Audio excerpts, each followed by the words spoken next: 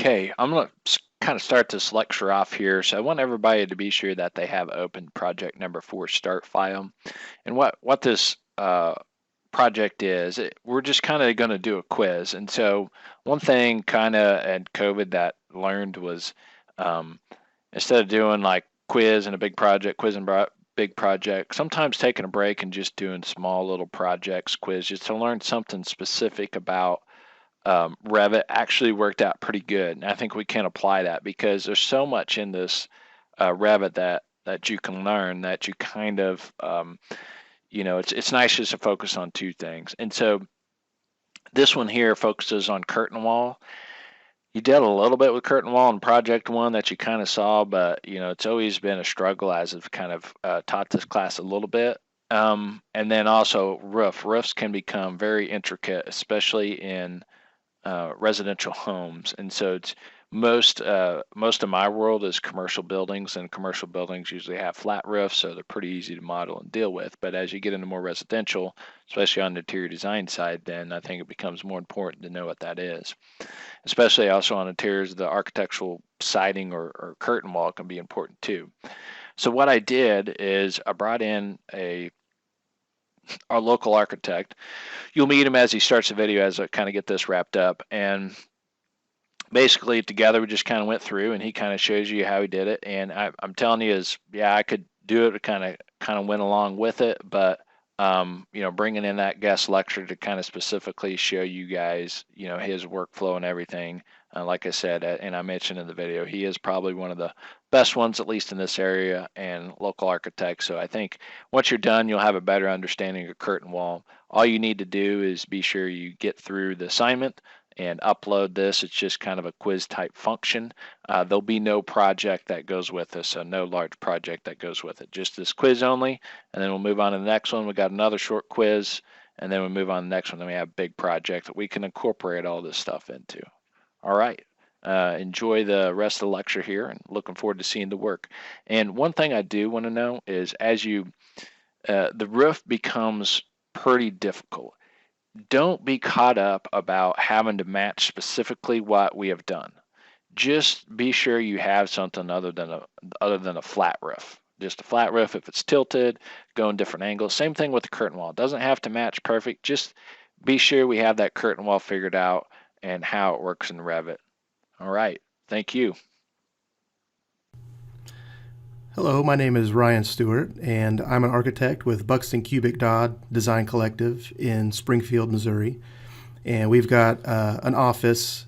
It's in a 3-story building. We're on the top floor, and it's on the corner of National and Montclair, just south of Battlefield. This is Jacob here too. So we just brought in a guest lecturer to kind of go over more detailed curtain wall and roofs. So Ryan here is probably the best at it in Springfield, if not Missouri. I'll give him even that credit. So anyway, he's volunteered to come in and give us some options so you guys can work through. So all right. Well, we're going to create a couple of small buildings. The first one will be with a curtain wall and a single slope roof. And the second will look at a little bit more maybe interesting curtain wall design, and then a little bit more organic roof type. So first off, curtain walls are a wall type. And so you would go to select a wall just like normal. And under your walls, they're usually down at the bottom if they're built into the project. And so here we've got out of the box in the architectural template, curtain wall, exterior glazing, storefront. And curtain wall usually has a larger frame size. Storefront is usually like a standard 2-inch by 4.5-inch frame size. So that's going to be the differences there. So when you select curtain wall, just like walls, you have the top constraint and base constraint. And so I usually don't leave my walls unconnected. I like to give them some type of constraint. And especially when you're dealing with multi-story buildings, it's absolutely necessary so that if levels change, it flexes with it. So here I'm going to go ahead and just say it's constrained to the first floor and an offset of, we'll go 14 foot. So then using your sketch tools. If you had a CAD import or something you were working off of, you could use the pick lines tool. In this case, we're just going to start drawing, and we'll make this 40 foot by 40 foot. And you'll see when you are probably already familiar with this, but it goes ahead and recognize that difference or that dimension there. So I can go ahead and just connect it. In 3D view, looks like this particular curtain wall does not have any frame members. So what we're going to do is go into Edit Type, and you can see all the parameters built into a curtain wall.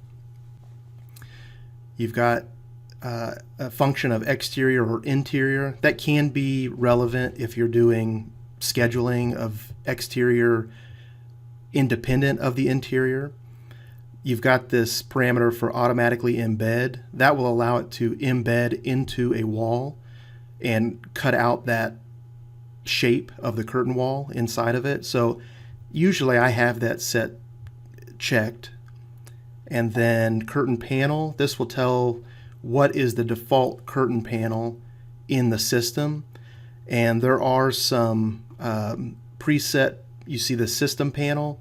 You can also do walls inside of that. I could have a brick on CMU as a curtain wall panel. That's uncommon, but here we'll just choose glazed. And then this join condition, I don't think this is going to be relevant. I'm not sure what I usually have it set at, actually. So we'll just leave that as is and see what happens here. Layout for the vertical grid here, you can go ahead and give it, if you know you want like a 4-foot spacing or a preset spacing, you can go ahead and set that here so that it has a minimum of, and then we'll fill in as it exceeds that. Same thing for maximum, and we'll fill in if at the edges if the dimension of the overall wall is less than that. So fixed number, so maybe you just want to put in a number of panels. I just want 3 across it, or fixed distance. And so when you build this into your curtain wall, you may want to duplicate it and create a curtain wall that's, we'll do one here that is called curtain wall 2.5 by 6 inch, which is a fairly typical curtain wall dimension. And layout, we'll go ahead and do a fixed distance of 3 foot. And then that's for the vertical grid. For the horizontal grid, we can also add that. In this case, I'm going to go ahead and just leave that blank, and we'll make our own horizontal grids as we get to it. So here under vertical mullions and horizontal mullions, this is where we define the profiles that make up the frame members. So interior type, it looks like they have a 2.5 by 5. So rather than create another one at this point, I'm going to rename this family to 2.5 by 5. So that is the interior type. So not the border frames. That's where these border 1 and border 2 come in. And all those really represent is the top and bottom or the left and right. So in this case, we'll make them all the same. So 2.5 by 5. And then for the horizontal mullions, that's typically the same dimension. So we're just going to make those all 2.5 by 5.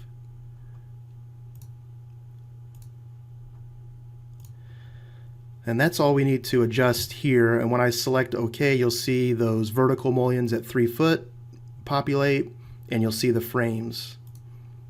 So there's that. And then since this is still, we duplicated that one, since this one is still defined as a standard curtain wall family type, we'll just select these 3 and change them to curtain wall 2.5 by 5. And then you can see our dimension was 14 foot, and that's not really a very clean dimension with the 3 foot mullion. So maybe we want to correct that to something that's divisible by 14. So we could do, well, 3.5.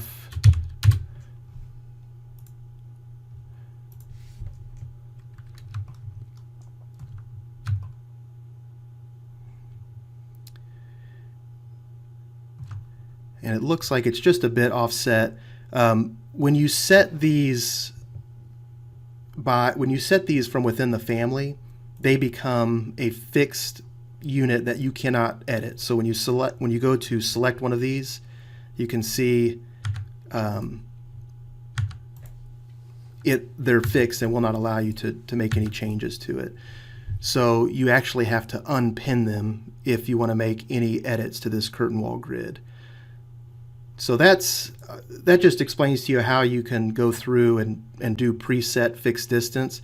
Most times I actually set this to none so that I have pure flexibility. And what it's telling me here is delete grid line. It's going to delete all these grids and reset it back to 0. So if I'm wanting to set just a grid line in the curtain wall system, you can see up here there's a curtain grid. Here I can go ahead and place it. And what's nice is it goes ahead and tries to snap it to third points or half points. So in this case, it's doing it at that half point there. So I can go ahead and it recognizes each half point. Yeah, that's a lot easier. And then you can do that with your horizontals as well. So maybe we want one at 4 and one at 5. Then over here, maybe we want to go wild with it. Just change them up. Put another horizontal, and notice it recognizes that 4-foot dimension and that 5-foot dimension. So it's really pretty simple.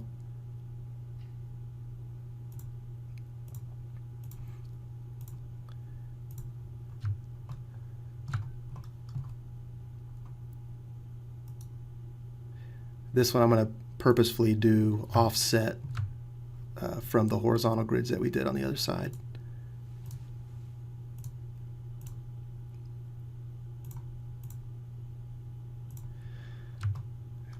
Okay, and then back to here, that's the 4. So what I do a lot of times is if I'm wanting to align, if you're familiar with the align tool, sorry for the mouse bumping around here, I'm not too familiar with this mouse. Here, I can, maybe that'll help a little bit. And so what I'll do is I'll use the align function here for getting these grids that are not in alignment with these others set up. And I usually just plug in AL to get that going. I do key commands a lot. So I can then, you can see when I hover over this, it's hovering over that grid and you can see it in a dashed line. So you select on that and you select on the other one and it does it for you. Do the other one. And now those are all set equal to the other ones. And it looks like I may have done the wrong one. So we'll go ahead and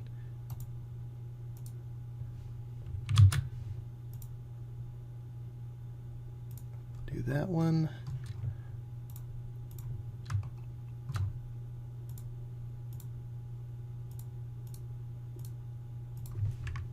Okay, now we're set.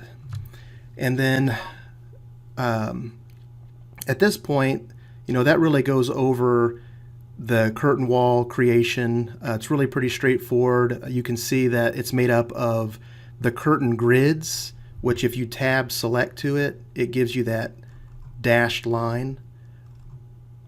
You can also tab select to,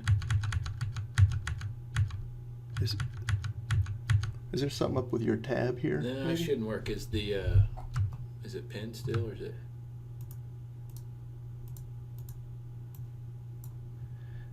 It's not selecting anything on, you want me to stop this for a minute? Okay, so it looks like what was happening was that we had a button selected that I don't commonly have selected, and that's down here. It's called the Select Pinned Elements. You can turn that on or off. And so in a curtain wall, the individual frame member, the mullion elements and the grids, they're all pinned by default. And you can see when I select on that, that's why I'm not getting any kind of little pin. So if I take that and put it to where select pin elements is available, then I can tab select to all the individual components. So there's a curtain panel, there's a curtain mullion, there's a curtain grid, and you can actually even change, like if I just want to change just one panel, you see that it's got the pin. Well, I can unpin it, and now I have this available to select a different panel. So maybe I want to put a spandrel panel there, or in this case, this is a solid panel. And you can't see through it now, so you can see that that's just a solid panel. Go to the renderings or the realistic view. At the So I toggle that off, but so you can window select it. So here, when I window select it, it selects the frame and the panel, and then I can go to filter and take off the mullions. And so there's my panel. Click solid. The other thing I can do is tab select to it, and then make sure you unpin it or it won't let you change it. And we'll make that a solid panel. We'll do the same thing over here. So if you want to change glazing colors, like at the airport or something on glass, that you just go through there. Exactly. And within the built-in curtain wall family, for the type parameters, you can't change when it comes to curtain panels, you can only give it one. So if you want to change multiple, you have to do it this way. You just select them individually and edit them. But you can do window selections where if I wanted to do like bands here, I'm holding control to select multiple. So I can select all that, filter them out. I click check none to make sure I don't have anything checked here. Curtain panels only, and then they're pinned. If I want to do, instead of clicking through every one of them to unpin it, there is an icon up here that's unpin. So I can select that, it does them all at once, and then click on solid. So now we'll go ahead and create a roof element. Actually, we'll go ahead and create a floor just to give it some grounding. And we'll go back to the first floor plan here just to make it easy on ourselves. We'll do a standard 4-inch slab.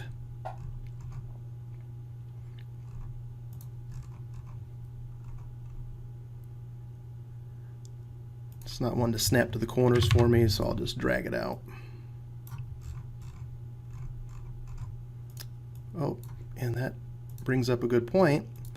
The reason you're not seeing anything on the edge, actually you're not seeing any curtain wall mullions. So the reason these are not showing up is because the view range has a cut plane set to cut right through a horizontal mullion, and apparently that's causing an issue with the vertical mullions showing up. So if we change the view range just slightly to get out of that, and if you recall, we actually did put a mullion right at 4 foot, so we're cutting right through the center of that horizontal mullion. So we'll go ahead and raise it up to 4.5 feet. Click OK, and you can see that it's brought us out of it. We can see the individual vertical mullions, and that little vertical line, that is the grid line. So here, when you're in plan, you can see dimensions here. I don't know if you can see that very well. It's pretty small, but that's the you have the ability to go ahead and select that and change that dimension quickly here to make that whatever dimension you want.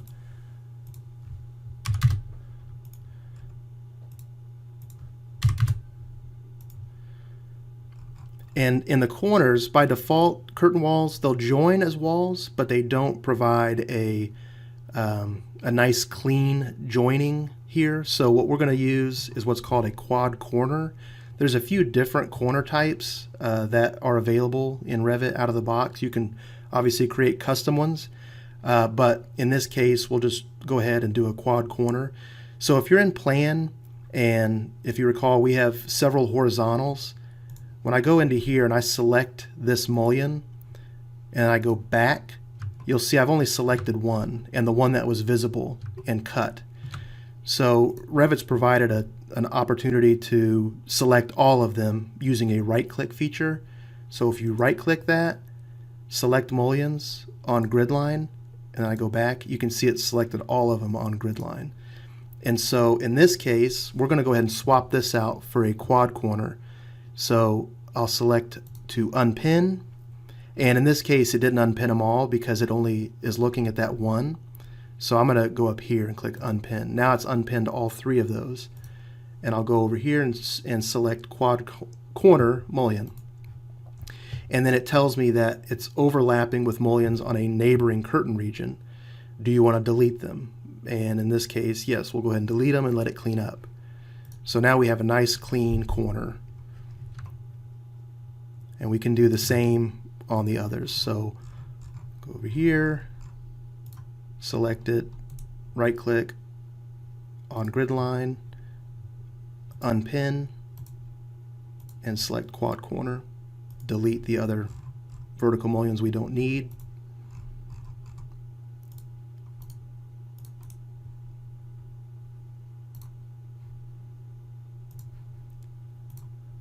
Oh.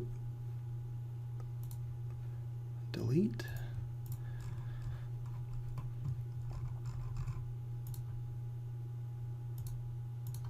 Mouse working better.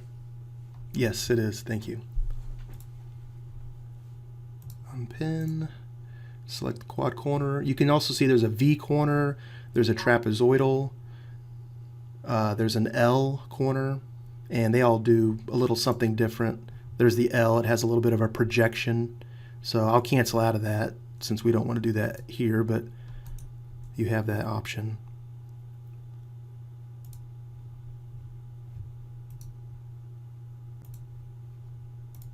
Okay, so those are all cleaned up. Something else we get into, this is a little bit more in depth, but the panel itself here is, you can see it's offset, but you know, when it comes to curtain wall or storefront, you can have front glazed, center glazed, back glazed, and say we wanted to make this center, that's actually built into the panel family itself. And so you can see up here it's grayed out, but I can still click edit type, and it's got an offset of 1 1/4. If I set it to 0, it'll shift those panels right back into the middle. So now we have a center glaze system. So that's how you modify that. Notice these solid panels, they have a different setup. So we'll just leave them as is, but we could also change that offset to make it more centered.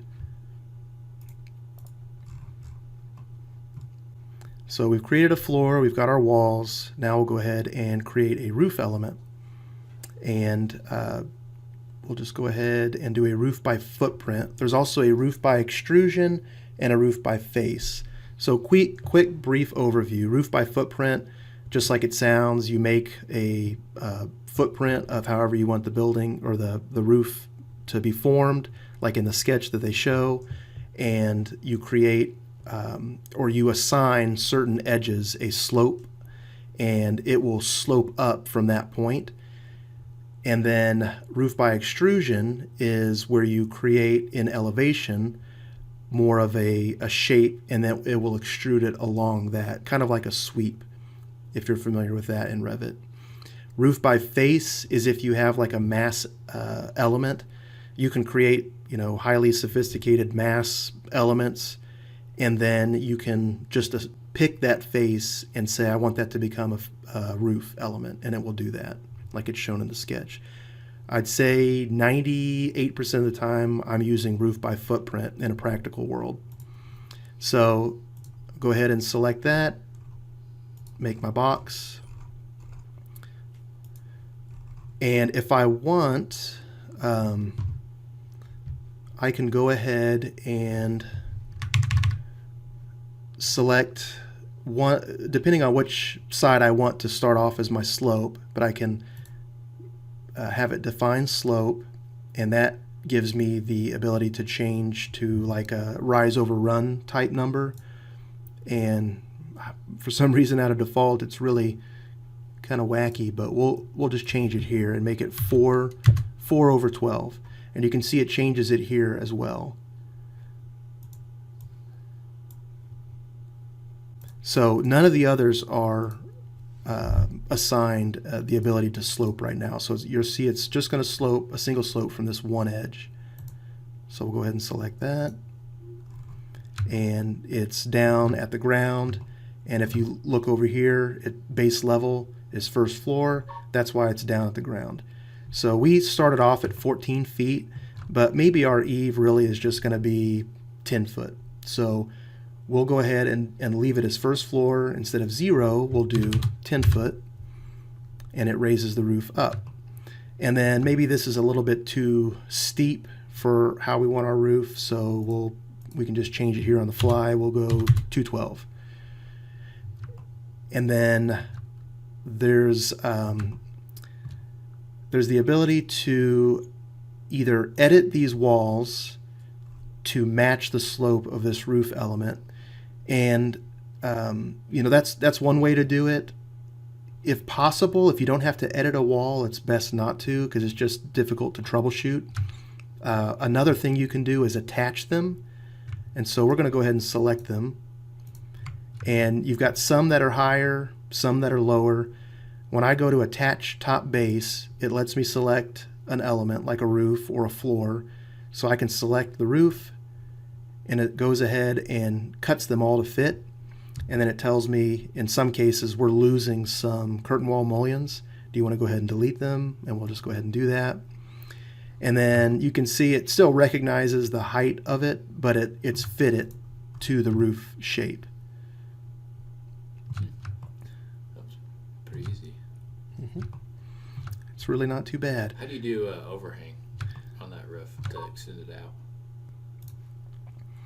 Okay, we're back. Had some troubleshooting. But Okay, well, in order to do an overhang, there's a couple ways to approach it. One is to just go ahead and move the lines out to where you want it.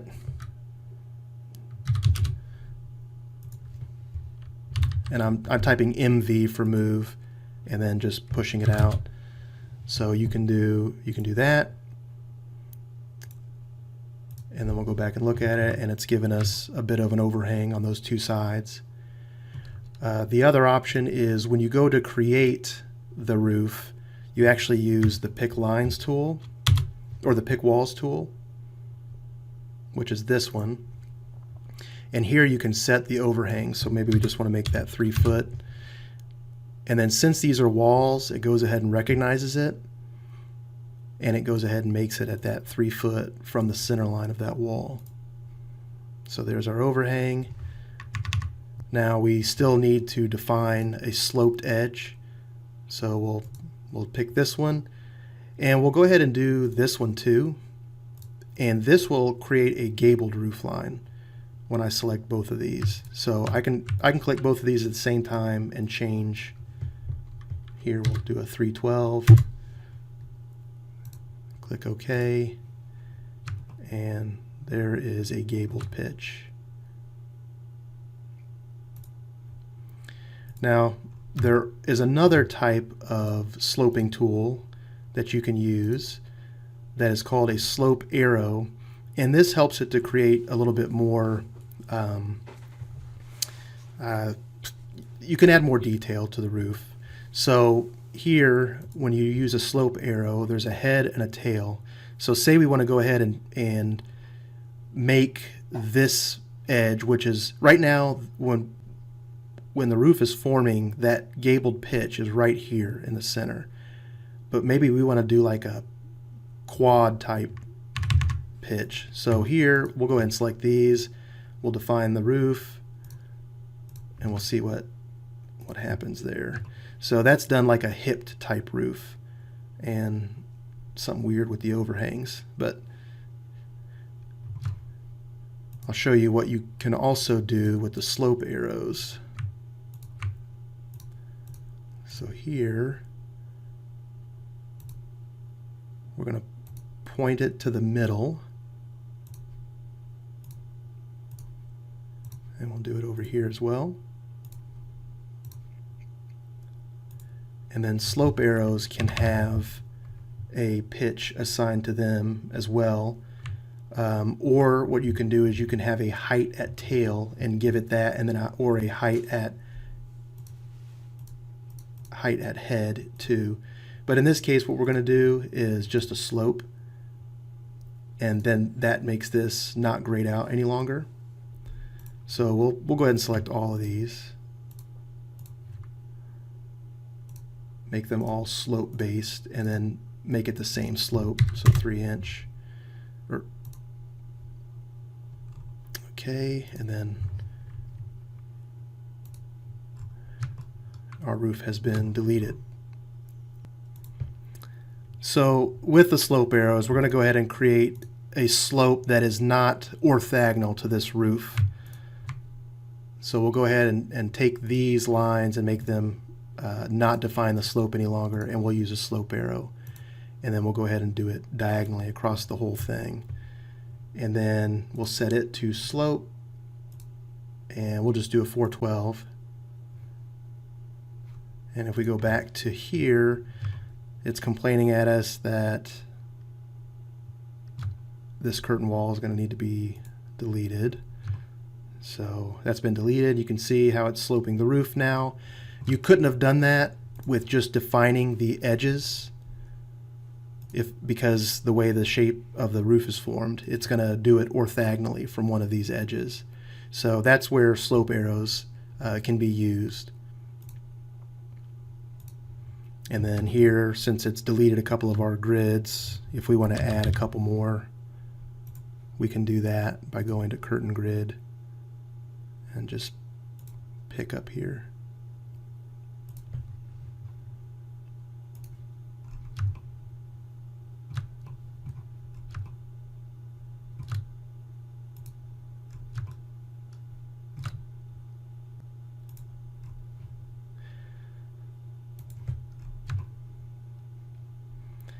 And then what's nice about the way that we've set this up is that since these walls are set to attach and we want this roof to be lowered, we can go ahead and just specify that dimension, and the walls match it.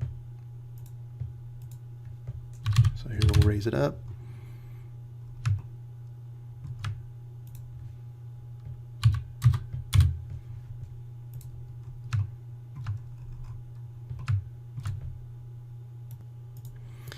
All right, for the next building, we'll go ahead and do a roof by extrusion, and we'll do curtain walls that are set to embed into those walls.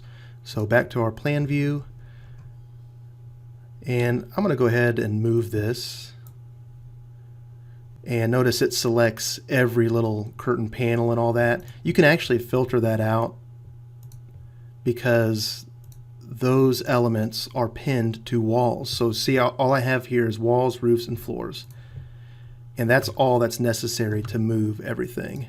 And if I go back to here, I can click on the move tool and move that up here, and you'll see that everything is shifted with it. So now down here we'll create another one. We'll select wall. We'll do a brick on metal stud. We'll make this one 40 by 60. And in this case, all the walls are up at 14. They are set to a location line of wall center line.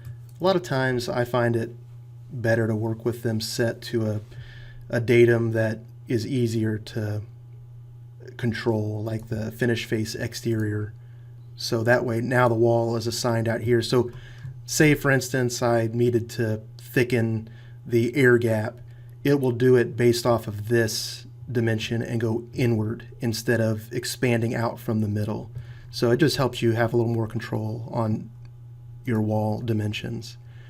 So now we're going to select storefront, and we actually may have to create a storefront because if it's like the curtain wall, it won't have all of those mullions in it. So architectural wall, scroll down to storefront. We'll go ahead and go to edit type, and it actually has some preset ones here.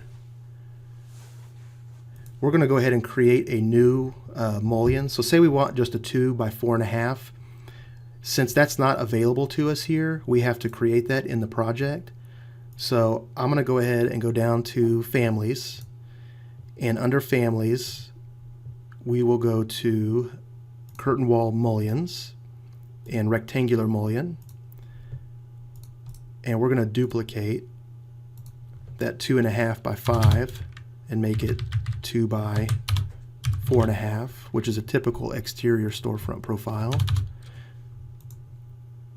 And then double click it, and it gives us all the editing. The dimensions, width on side 1, side 2, this is just if you were to divide it, the width of it in 2. So 1 inch, 1 inch on the other side, and the thickness 4.5 inches. And then if you had a material, you know, here it's just aluminum, we'll just leave it aluminum. Okay, now back into our wall creation. So if you want to change the color, if you were doing a rendering, you'd change that color. And you could change it there, yeah, and that'll affect every mullion that is assigned. You'd make it green or black or bronze. So now we'll have the pull down for 2 by 4.5, and we'll go ahead and change all of these.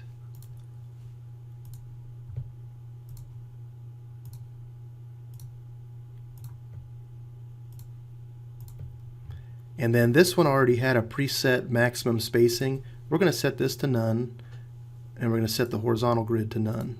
So this gives us full customization.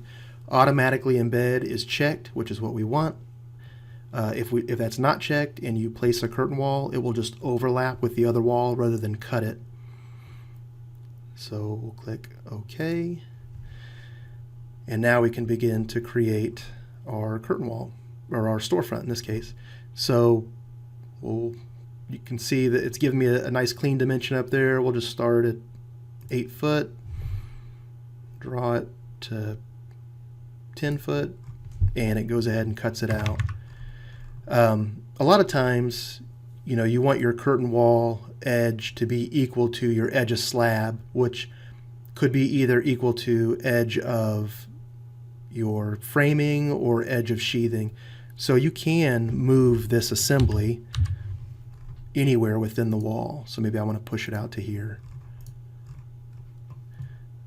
And then I can copy this if I want another one of the same. And we'll go into a 3D view so you can see what's happening.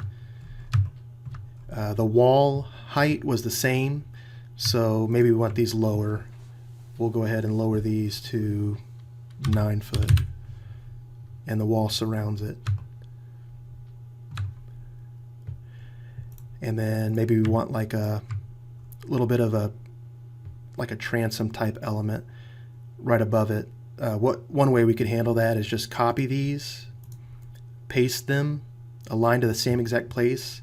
It's telling me there's identical instances, and I know that because I just copied them right in the same place. But without deselecting anything, I can go over here, type in 9'6" as the base, and type in 12 foot, and it goes ahead and puts those right above there for me. So maybe we just want to mirror these. We'll go ahead and you can use the mirror where you have an axis already defined, where you just pick it, or you can use the draw axis. Here I'll do the draw axis and just mirror those windows, and I have it on each side. Maybe I want to mirror them here about this corner, and I'll do it at a 45. And then I'll do another copy,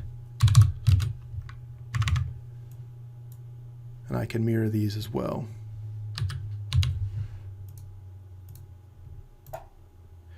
What was the mirror quick key? The mirror is either DM or MM.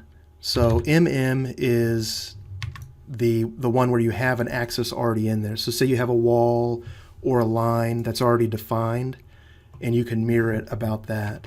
So like here's just a sketch line in here. If I selected the whole building and did or mirror pick axis, it recognizes that as an axis and does that. Also notice that when it does that, it copies it. If I don't want it to copy it, I can turn this off and then have it do it. So that's some mirror functions. So here we'll create a little bit more of an organic roof. We'll do a roof by extrusion. So there you're really going to need a elevation view. In this case, we've got one set up here. And we're looking at that 40-foot end wall. We'll go ahead and go to roof by extrusion. And it wants you to pick a plane or an axis or something. Maybe you have a reference plane already set up. We'll go ahead and just pick a plane, and we'll pick the face of this wall. And it's wanting to know what offset and roof level you want it to be assigned to. This really doesn't make much of a difference because it's going to be wherever we draw it at, but we'll just say 0 first floor. And you'll see what I mean about why it doesn't really make much of a difference. So here you can select any of these roof types, but you do have to select a roof type. You don't give it its own thickness, you just give it a profile edge. So we'll just choose generic 12-inch. And then using your sketch tools, come over here and just we'll draw like some big sweeping thing that you couldn't do with a roof by footprint.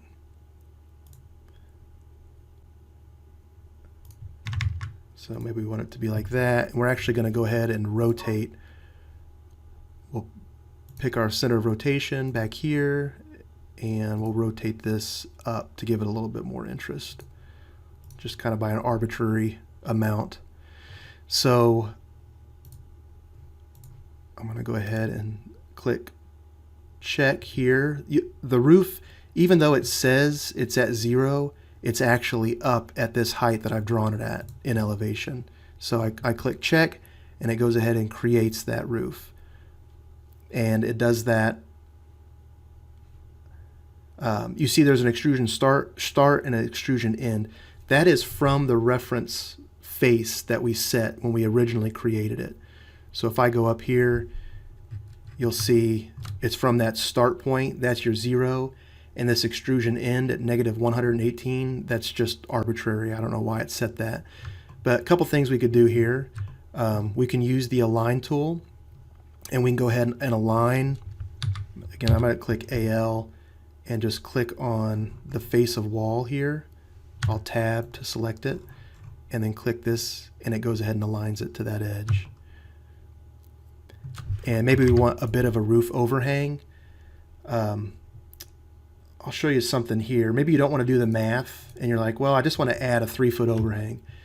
What I could do, I do this occasionally when the math's a little more complicated. I'll do equals, and it's got the same amount, and then I'll do plus 3 foot, and it goes ahead and does that. Oh, in this case, we needed to subtract it out of there, though.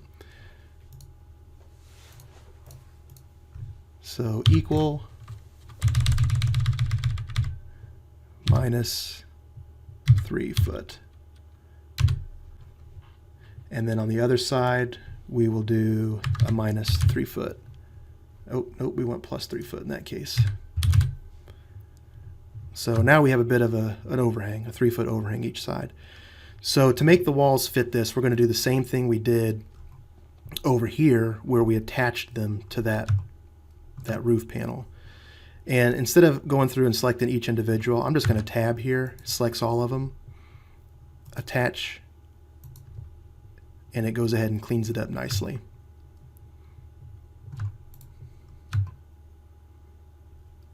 Looks pretty good.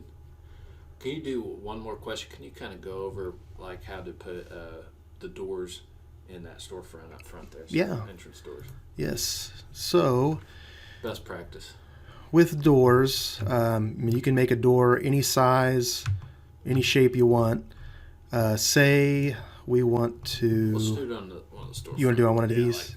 like entrance guy right there. Okay. There we go. So we'll create a curtain grid. So if you're mouse happy and you want to go to this, it's right here. I set a key command for CG because I use the heck out of that. But we'll go ahead and do curtain grid. And maybe we want just a 2-foot offset there and 2-foot offset there. That gives us kind of a bit of an arbitrary dimension. If we want a 6-foot door, I might do something like this.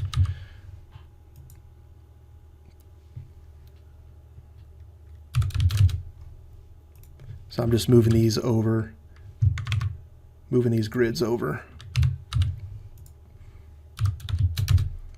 And now I've got a 6-foot dimension in between. So we'll go back to a 3D view, back to where we just created that. And then we're going to want to set a horizontal mullion to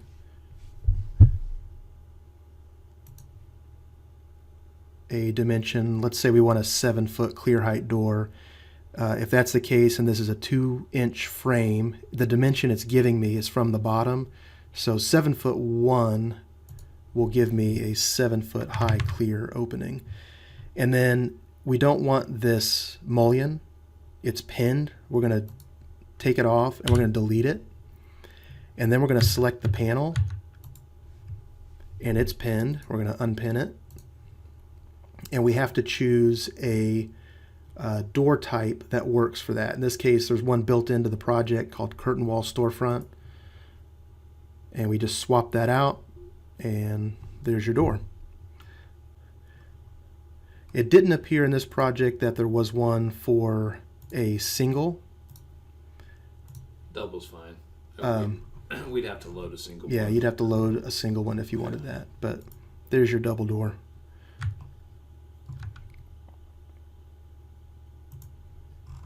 All right. Well, let's I think that's it. That covers quite a bit. Go back to your 3D view there, and then I click on the box, and that way we'll get this set up and on a sheet. Go to the corner here, corner, so you can see the 3D view.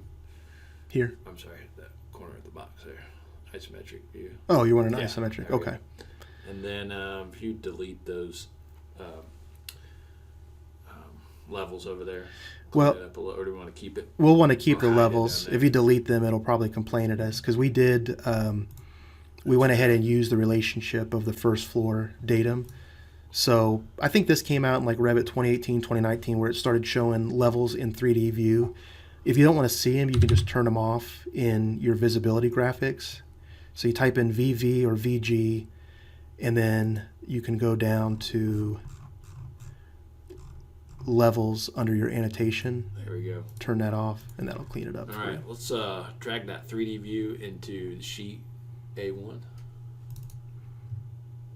Oh, we got a floor plan in there. Got a We floor can leave plan. the floor plan. Make Let's a create a new sheet. New sheet. Yeah. All right. So right click, new sheet, And do the MSU title MSU block, title block. and then see if we can't get our 3D views to print in there.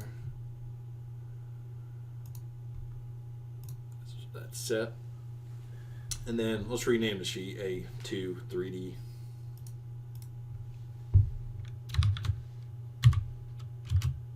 Oh, sorry, just A2 and then the sheet name.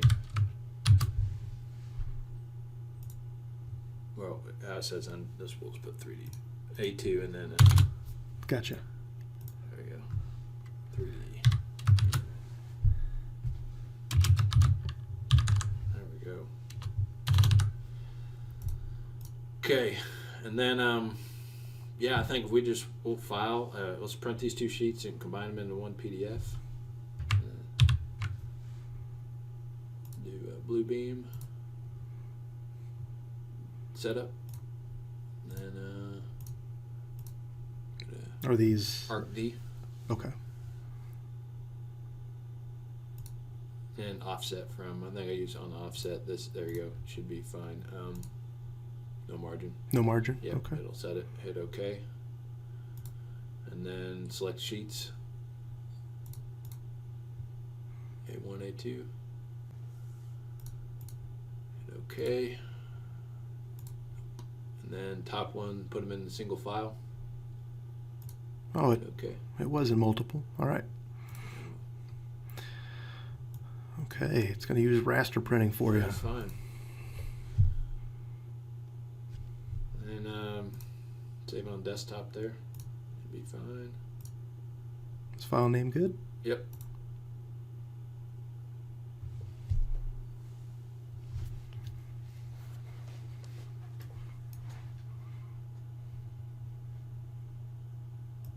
Okay, and that is it. So I appreciate you coming in, Ryan, and checking that out. So Yeah, you're welcome anytime. yeah, If anybody that has kinda covers that. additional questions they want to send my way, you're welcome to send them along. Yeah, sure. Let's just pull up, while you're here, let's just pull up your website there too so you guys can see it here. Oops, sorry. Hey, look at that. Comes Top right of the up. list. Top of the list. That's it here. Oh, this is our COVID-19 disclaimer there. Yeah, so you can, anyway, you check out some of their projects. I'll let you kind of highlight one or two maybe. I don't know if you've had any of these. Well, right now I'm working on Hillcrest High School, and we'll be done with those documents here at the end of May. Also working on a project downtown that's going to be a Moxie Hotel here in the near future. I don't think either one of those are going to be on there yet, though, because There he is right there. There I am. Check out his profile. Check out their website. So, yeah, I was trying to see. I don't see any of your projects in here unless you know one. Kind of older. Usually it takes a while to get through design and Yeah, different stuff. right. So, all right. Well, thanks again, Ryan. So appreciate it. Thank you. Made a lot easier. So Good. all right.